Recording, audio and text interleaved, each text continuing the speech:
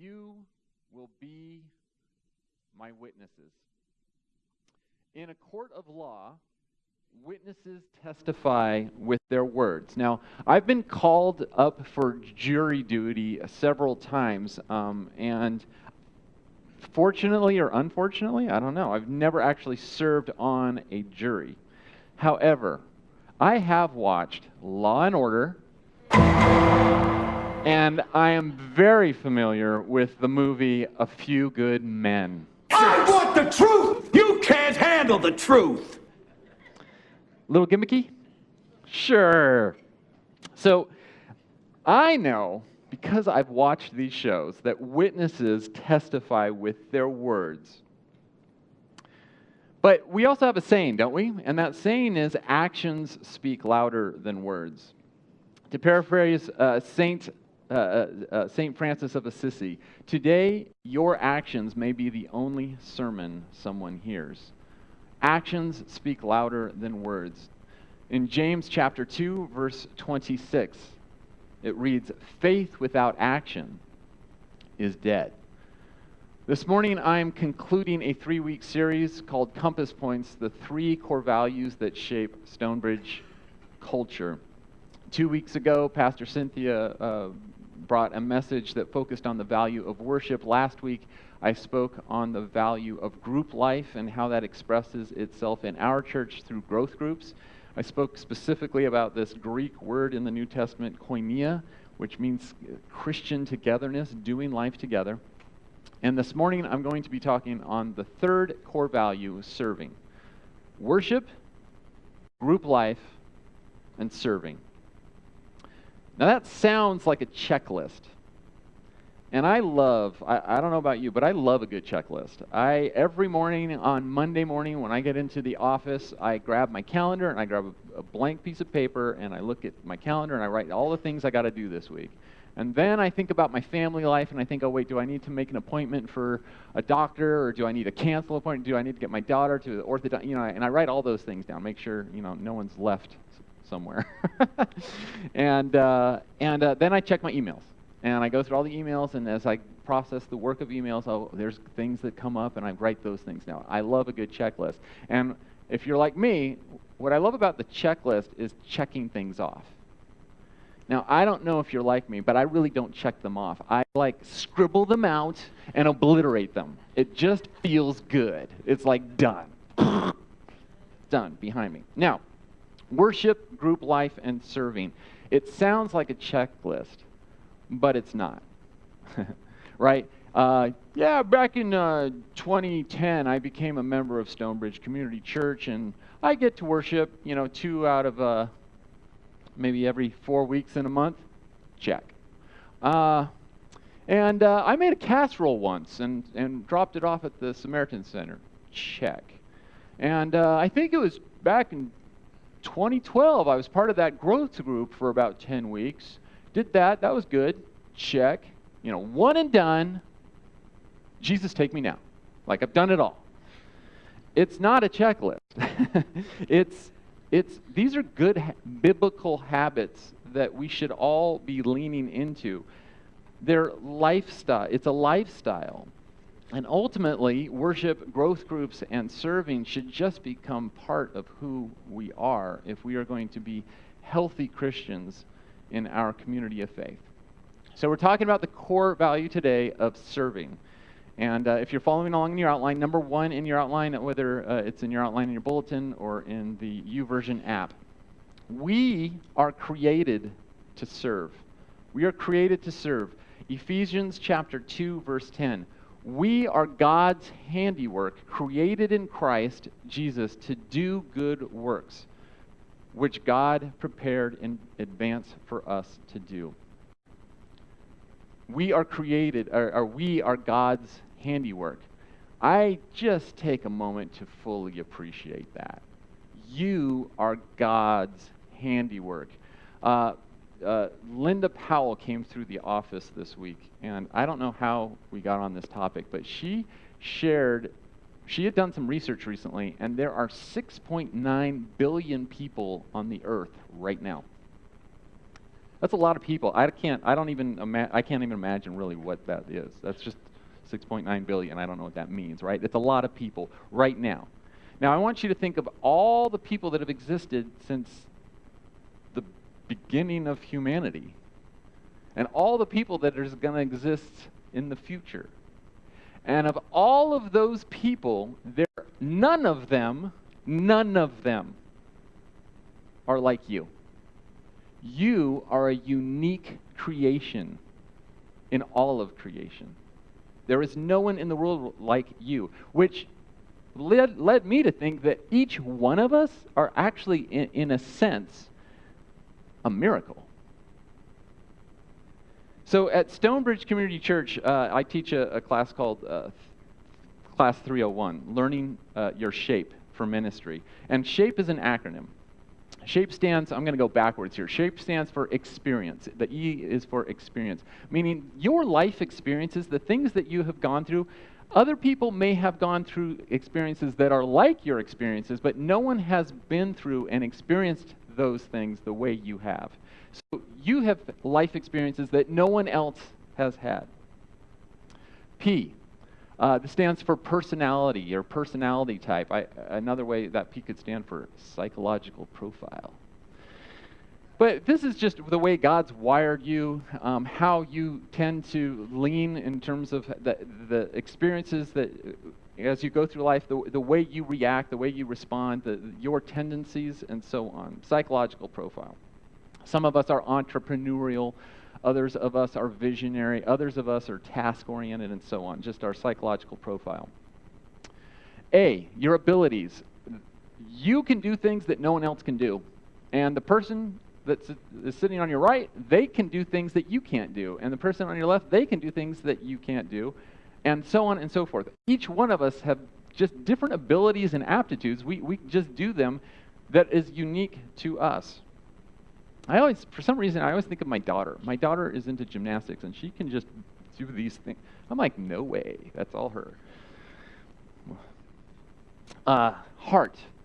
Heart really is your passion.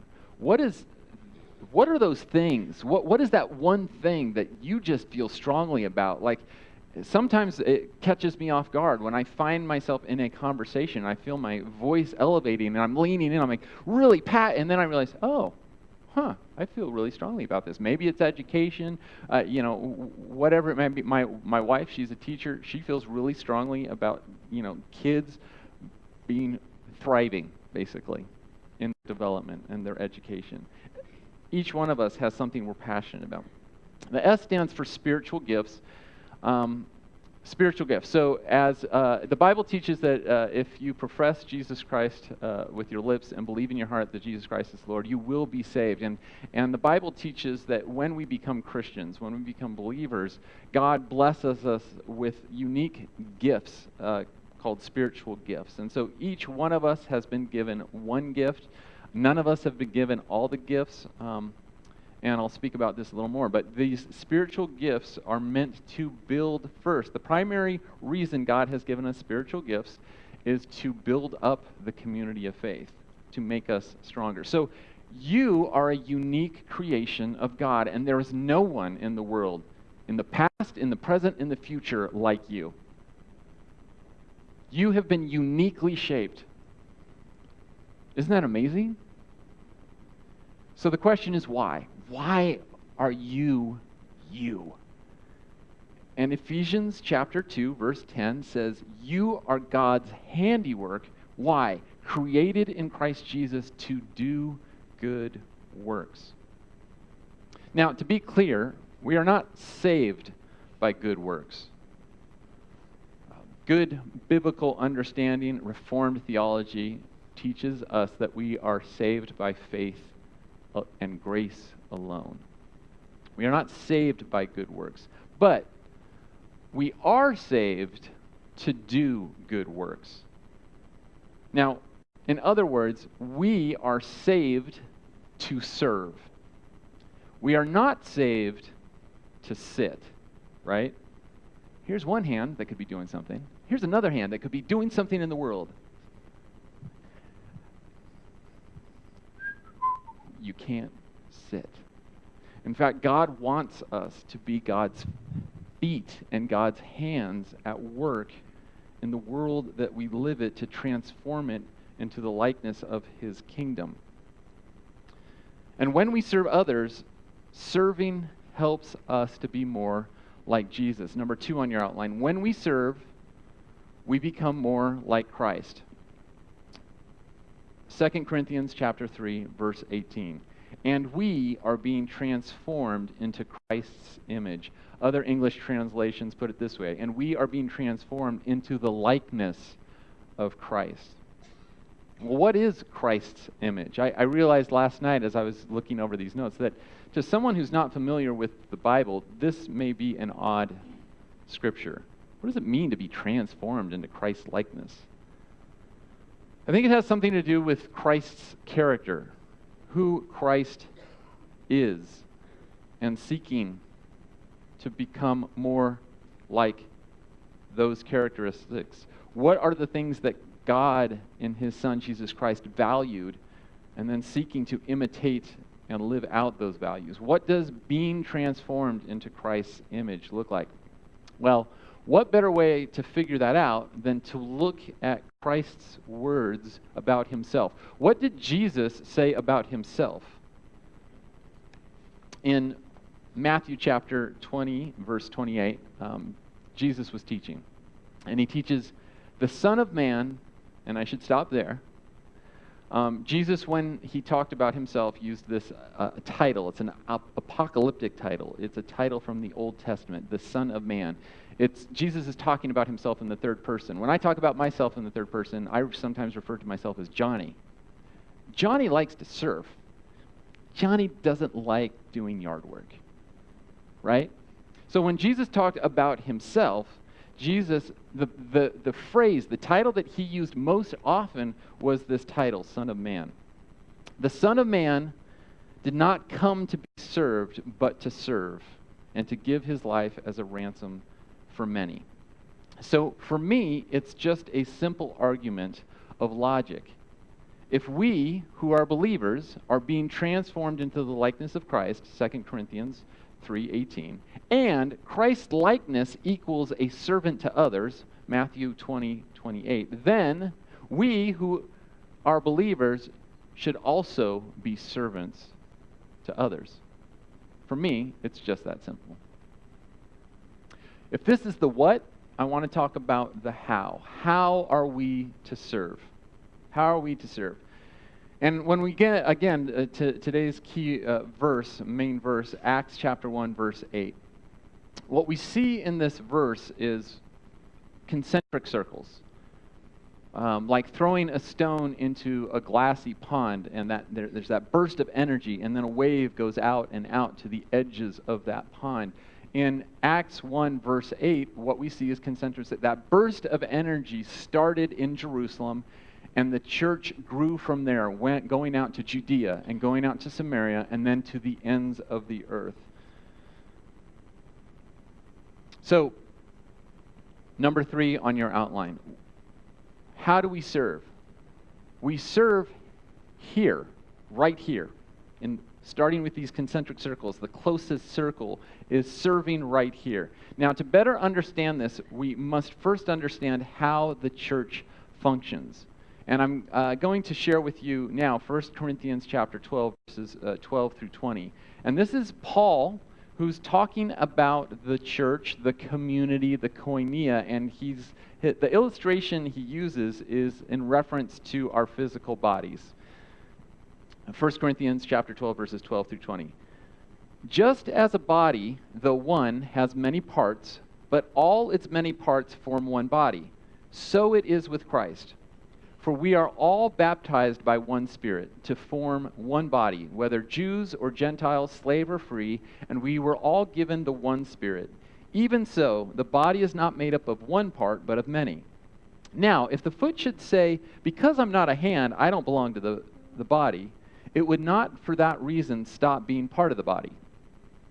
And if the ear should say, because I'm not an eye, I do not belong to the body, it would not for that reason stop being part of the body. If the whole body were an eye, where would the sense of hearing be? And if the whole body were an ear, where would the sense of smell be? But in fact, God has placed the many parts in the body, every one of them, just as he wanted them. If they were all one part, where would the body be? As it is, there are many parts, but one body. So Paul is describing our community of faith, the church, the people in the church as a body. And I'm going to get a little graphic here, but the idea that he's trying to communicate is, imagine your ankle, your foot. And for whatever reason, your foot is just like, I'm done, I'm rebelling against the body. And it's not an industrial accident or something. Your foot just tears itself off from your body and goes flopping off. And it's a little graphic, I know, and kind of stupid, right? But it is kind of stupid, and maybe that's the point. And there are two, we like to talk about the good news here at StoneBridge, but really this is a warning, and it's bad news. Like, how far is that foot gonna get without the heart's blood pumping to it? How far is that foot gonna be if it doesn't have eyes to see? It's gonna go off to the middle of the road and get run over. I mean, who knows, right? So it's, as much as this foot wants to just go off and be an individual and maybe kind of rebel against the body and do its own thing, it's not going to get very far. And that's actually bad news for the foot. Now, it's kind of a double lesson, because it's not only bad news for the foot, but it's also bad news for the body, because guess what happens to the body that's left behind without a foot? Hey, let's take a walk. It's bad news for both parties. And what Paul is teaching as a body is that if you are a unique, you are God's handiwork, unique, gifted, shaped to do good works, we do this better together. The Bible teaches that we are interconnected, that we are interdependent. And any of us who thinks that we can do this alone and on our own, we're only going to get so far until pain starts setting in, until we just kind of shrivel up and not thrive. I like to think of it, another way I like to think of it is like a car engine. And a car engine has, pistons, and you want your car to be running on all cylinders, right? And some of the worst news that you can hear about your car is when it's not going right and you take it in and you're like, oh, you have a cracked head. That means one of those pistons, one of those cylinders has a crack and the pressure isn't working. The spark hits the gas and there's supposed to be an explosion, but because of the crack, it's not pressurized and nothing happens. Now, the interesting thing about a car engine is that you can drive down the road with 3 cylinders firing. It can happen, but you're not. Fine. Do I know nothing about cars? Somebody's like, no, you got your car illustration all right. Like the guy that really doesn't know anything. But, roll with me here. Get it? Roll with me. How far is that car going to get? Like, you can drive it, but it's not functioning at its highest capacity.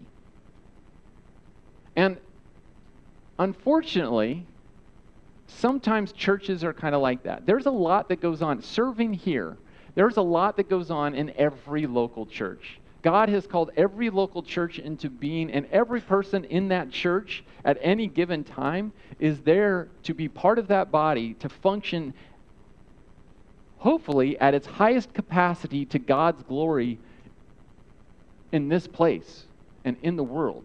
Like, God deserves that from his people. But when we break off from that, it's like that car just kind of down the road. And what God really wants is that purring engine, and when you put your foot on the gas, you hear the roar of the lion. So we're called to serve right here. There are a lot of things that happen in the life of this church that maybe we take for granted. I mean, just the littlest things. There's a group called the Buildings and Grounds Crew here. And there are volunteers among us that every week are coming out and mowing these lawns. You walk along those lawns every weekend when you come into the church, right? How does that happen? Yeah, somebody's actually out there mowing those lawns voluntarily.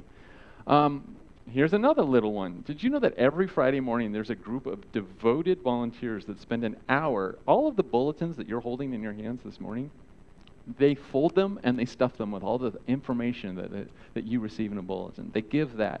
There's just little ways to serve throughout the life of this church for us to thrive together.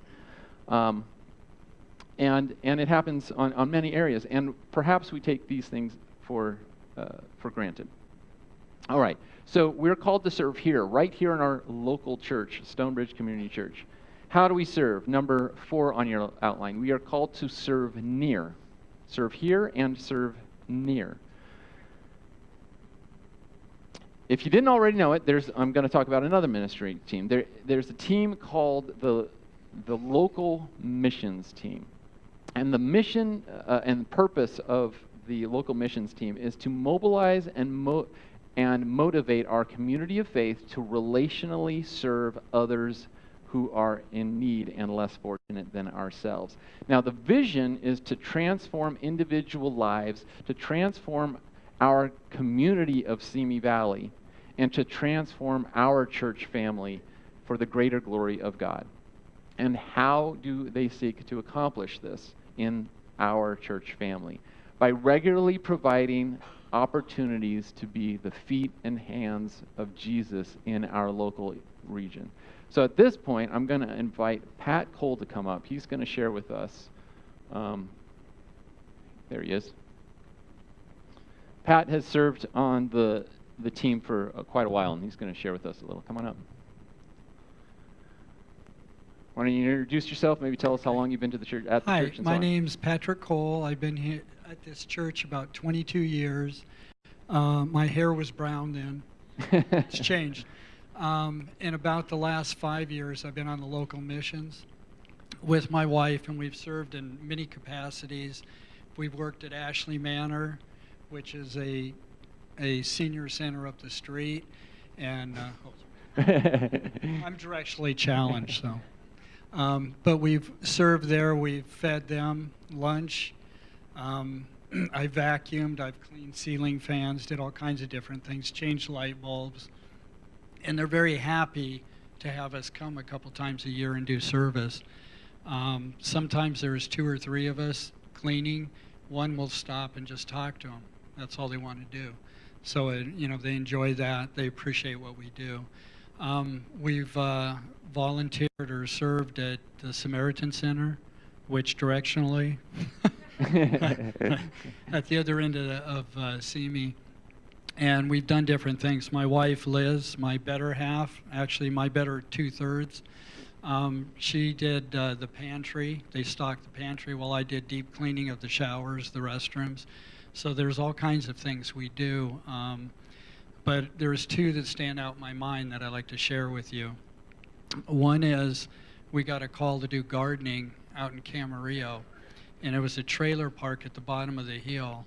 And we went over there. It was a lady who, she couldn't get out anymore. She couldn't do this stuff. So Liz started trimming plants and flowers and that. I went in behind the trailer. There's a bunch of shrubs and bushes. So I started raking. And about an hour into it, I was thirsty, so I stopped to get a drink of water. And the lady comes out and goes, you need to be careful. And I go, why? And she says, well, we have a lot of rattlesnakes in those bushes. So I said, good to know, an hour later. But I wasn't worried. I heard that the rattlesnakes go to the Camarillo outlets on Saturdays. So I was safe. The other time I served, there was a lady that I'd done various things for, moved things, did gardening. And we were asked to, she had a carpet. She has mobility issues in a 2-story apartment. Well, the carpet was filthy. We'd shampooed it. It didn't work. It wasn't that clean. So I went through Action and Jill Upson. We tried to get a carpet for her, replace it. Went to a carpet place. They turned me down. We were trying to get it for a decent price. I went to Home Depot. Same thing. They turned me down. But they're busy, and they get a lot of requests to sponsor. And I went to Lowe's, and they said, yeah, we can do it. So we got the carpet. We set it up. Liz and I were going to be there Saturday, and we had about an hour before they came to install the carpet to put it in. So we had to cut up the carpet and the padding underneath, clean it up. But first we had to get all of her stuff out of the living room because she had her bed down there. She wouldn't go upstairs. She'd only stay downstairs. So Liz and I got there an hour in advance. We started to do this, and all of a sudden a bunch of people showed up. So it wasn't just us serving, it was the church. And in a half an hour, we had the carpet out, the padding, moved everything out, put the new carpet in, put everything back, and it went very smoothly. I thought it was going to be harder with just two of us, but with a lot of hands, it got done. Then I turned around and I noticed the lady, Yvonne, was crying. She was tearing up that we'd done this for her. And it was a very touching moment, and I felt blessed to be able to serve and do something for her that she didn't expect. She thought that I was going to go over and do some cleaning and other things. She never thought she'd get a new carpet. So it felt good. I have very small hands, as you can see. But if a lot of hands get out there and do it, things get done. There's a lot of needs in our community and in Ventura County. And over the years, I've seen all the different needs in that. So we need a lot of people to serve. And to me, it's been a blessing to serve. Cool. Thanks, Pat. Thanks for sharing.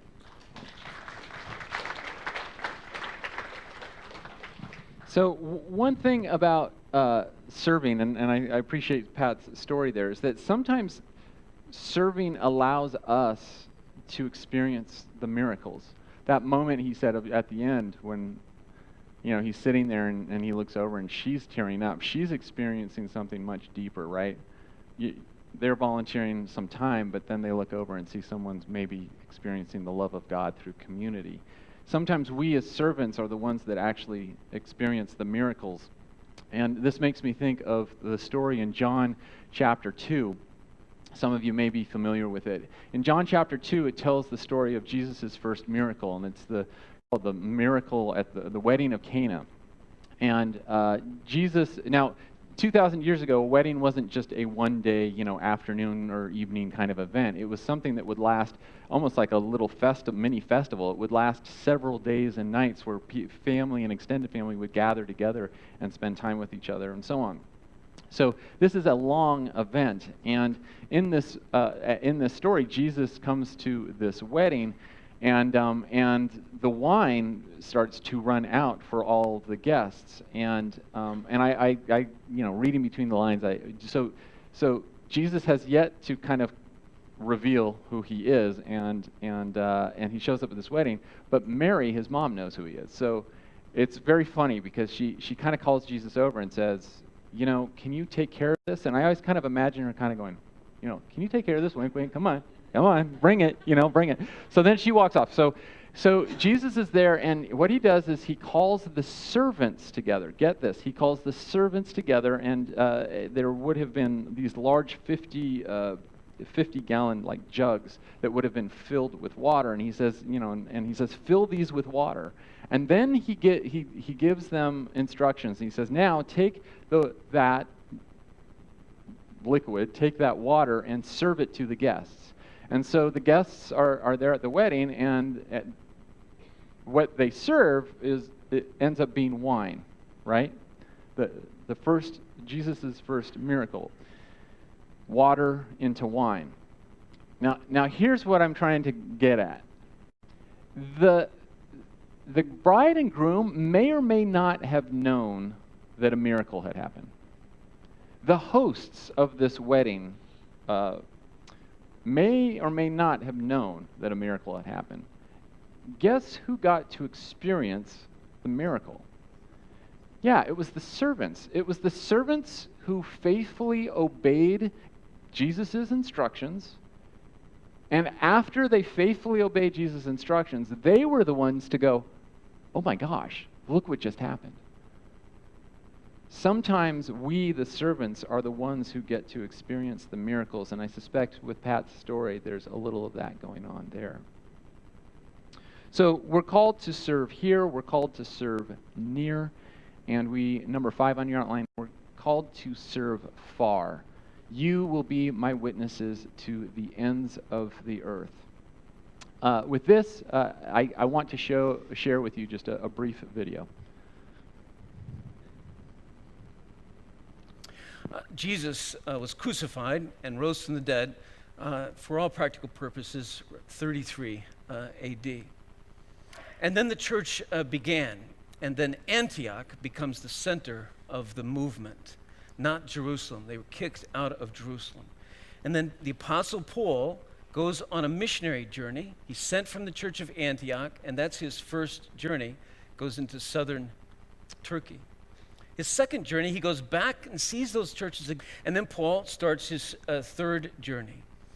And on his third journey, he is raising support for the poor in Jerusalem. Goes back to the original churches, goes to Ephesus. He spends 2 years in Ephesus, and he writes a letter to the church at Corinth, 1 Corinthians. Then he goes back to Macedonia, which is the area that Philippi, Berea, and Thessalonica are in.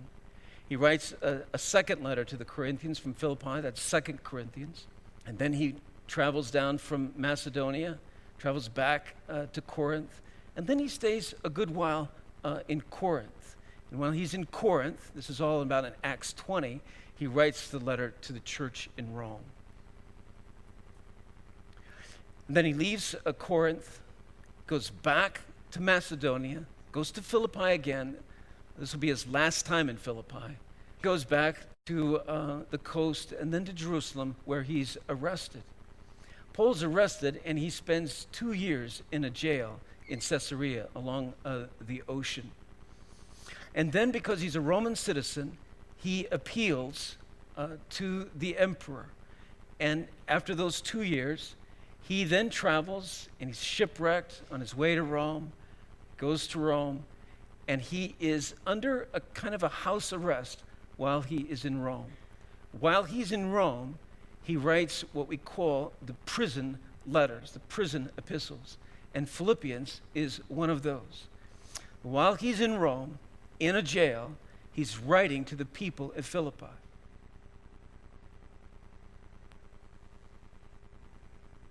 My intention of sharing that video with you is I mean, I know there's a lot of like information there, but my intention of sharing that with you is that it's just biblical to, as believers, as a community of faith, to seek to go to the ends of the earth. It's hard to argue against this when we not only listen to Paul's words, but we just look at his actions and his example that he sets for us. Paul, who wrote 60% of our New Testament, sets an example for us of him literally going to the ends of the earth as they understood it at the time. The Roman Empire was the world, and Paul traveled all throughout, as you can see, all throughout the Roman Empire, seeking to take the good news of Jesus Christ to people who did not know him, who did not know God. And so when I just see those lines, and I just go, man, I love the book of Acts. If you've ever read it, or if you haven't read it, I encourage you to read it, because the last 2/3, the last 3/4 of Acts is all about Paul and where he's going and what he experiences and the challenges he faces to spread this good news. And so from the very birth of the church, we have examples of Christians going out to the very ends of the earth to take the good news and the love of God into the world. And it sets an example for us. So I want to briefly talk about what's going on in the life of StoneBridge Community Church with regards to our global missions efforts. I'm going to talk about 5 things really quickly. Number 1, our history as a church. We've worked closely with a partnership with an organization called Impact. Impact was born out of a church, Orchard Presbyterian Church in Ventura County. And it started out, there was 20 people who got together and went on like 3 mission trips that one summer, and I think that was over 25 years ago. Since then, they have been sending small groups of Christians throughout that come from many churches in Ventura County, Santa Barbara County, and San Luis Obispo County to countries all around the world: Romania, Turkey, Mexico, the Philippines over the years. They've gone to China, and so on. Now, the best thing that Impact does is their training, their cross-cultural training. That's one of the best things they do. They equip people to go into a foreign country and better understand how to do ministry when you leave our culture and enter into another culture. And so we continue to be in relationship with Impact because of that. And individuals over the years, I think we've sent at this point probably 28 people from our church over the years have gone on short-time mission trips around the world through Impact, and we continue to be in relationship with them. The second thing I want to talk about is our efforts in Mexico. Now, what happened is as our church has developed our global missions, we've become more focused. Instead of just sending people through Impact, we've taken on certain initiatives ourselves. And one of these initiatives is Mexico. For the last 3 years, or perhaps 4 years, we've been going to Mexico every spring through an organization in partnership with Hands of Mercy.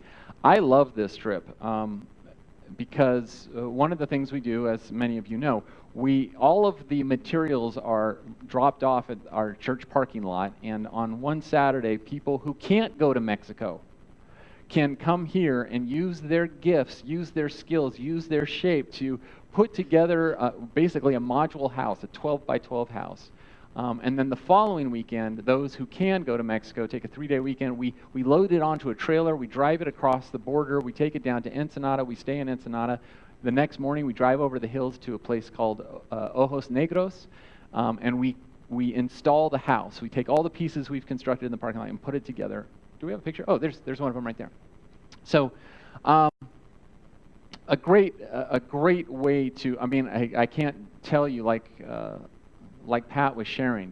There's that moment where people who may be living in a shack, who may be living. I've seen places where they literally had what we use to take our trash out, and they have patched up along a fence, and they're kind of living in a tent of trash bags.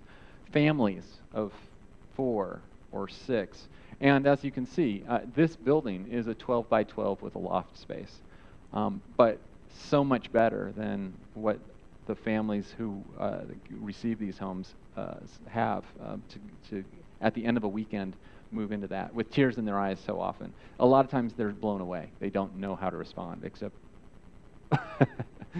it's heartwarming. That's Mexico. I want to talk about Uganda. I think we have a picture of this too. That's Gail, one of our elders in Uganda, with our partner George. His wife is Stella, and they're standing on a frame there. We are in partnership with George and Stella, who founded the Dayspring. I call it the Dayspring community. They actually originally they felt called by God to start a school. They started with preschoolers, like little children, and each year as those kids got older, they started a first grade, and then they added a second grade, and so on and so forth. And now it goes up through a high school. That school has, a Dayspring school, has basically it's a boarding school. Kids, and if they can't live with their families, can live at the school. And then also kids from the community. It's a Christian private school. I call it the Dayspring community because it's no longer just a school. George felt called to establish a church in that place, and so there's a church functioning in that place. And then this next step of growth for the Dayspring community is what they're standing on. That foundation there was a property next door to the school. They got the funds to purchase the property, and now with the help of Gail's organization as well, they are building a medical clinic there. And we take our medical, my daughter fell the other week, and I got her to the emergency room. We take it for granted that, urgent care and so on. This medical clinic will transform their community because to get to good medical care is 20 minutes away, and then it gets complicated from there, certainly if they don't have the funds and so forth. So that's the next step of our relationship in Uganda and the Dayspring community. Lastly, I want to talk about Pastor Timothy and our partnership in Haiti with Pastor Timothy through an organization called Connect 2, which Connect 2 was founded right here in Simi, and so we've got partners who run this organization right here in Simi. The accountability is wonderful. We can pick up the phone. We have a person in the church can literally walk across the street, knock on the door when she has questions for the church, and they get answered. And so We have been teamed up with Pastor Timothy in Port-au-Prince of Haiti, and he started out as a pastor of a church. It was just a church, and after the big earthquake, families lost their means, couldn't provide for their children, and kids started getting left at the church. So Pastor Timothy was like, I guess I was called to start an orphanage. And so the orphanage now has 40 kids, and those are some of the kids. And the last time we were there, we gave them some of our T-shirts. I'm ending with Haiti because last summer, if you were paying attention, we did not send a short-term missions team out last summer. That was planned because this winter we are sending this team. You've got the picture. This team is going to be going over Christmas, and it's called Christmas in Haiti, and it's a program that began. Connect 2 has 7 orphanages throughout Haiti, and the teams go from multiple churches here in Southern California, and they go and spend time with these kids and provide them Christmas and teach them the basic Christmas story. And I sat across the table with the woman who started this, and she said it was amazing. The first time we did it, they were at an orphanage that has over 70 children, and the children had never celebrated Christmas, at least the way we know it. And at the end of their lesson and everything, they had gifts for each child, and they were all wrapped up, and they passed the gifts out, and they were all in a circle, and the kids just sat there with these wrapped up gifts. They didn't, this is the cross-cultural moment. They didn't know what to do with a gift. They were given this thing, and they were just sitting there and they're like, oh, and they had to explain, oh, this is a gift. There's something inside, and you get to unwrap the gift, and it's like a surprise. And it's yours. So they opened up the gifts, and there had been toys that had been supplies for girls and boys and stuff. So they open up these gifts. Now then there's this moment American culture, this is my gift. You open your gift, and that's your gift. Well, all these kids in an orphanage, they are like siblings to one another, and there's no such thing as personal property. They're all one family, and everything is shared with them. And so there's this cross-cultural moments for the people who were putting on this. They were sitting there watching all of this going, because all of a sudden the kids were passing their gifts around and playing with each other's toys as if no one owned anything. It was just this unique moment of there's a different perspective on Christmas. So we are going to do that this year, and we're sending the team of 9. This is the largest team we've ever sent from out of StoneBridge to go on a trip, and it's going to be very meaningful, and you can look forward to hearing more about that. I want to close with this story this morning. And this is a story I came across from a pastor who was writing about serving, and so I'm sharing this with you. He says, these are his words. A while ago, I placed a fake cockroach conspicuously on my church secretary's wall next to her computer. One of those rubbery ones that looked remarkably real. And he writes, the fact that my secretary is deathly afraid of all things buggy provided no incentive at all. It was strictly coincidental. The prank produced its desired effect. The weeping, the wailing, the gnashing of teeth took on biblical proportions. Good times. Anyway, the point is this, he writes. We left the rubber cockroach on the wall to scare a few stragglers who had missed out on the main event. But here's the deal. It had no more effect on our secretary. And then he writes, why? Why is that? Because she knew it was fake. He continues writing. Sometimes our faith has little or minimal effect because it's not the real, it's not the actionable, it's not the demonstrable faith of the Bible. Fake Christianity may temporarily move people, but upon close scrutiny, it will not have a long-lasting influence. As one of your pastors here at StoneBridge Church, it is my desire for our community of faith, for our faith family, StoneBridge Community Church, it's my desire to have a long-lasting effect, a long-lasting influence, not only here, right here at StoneBridge, but in our surrounding community and in the world.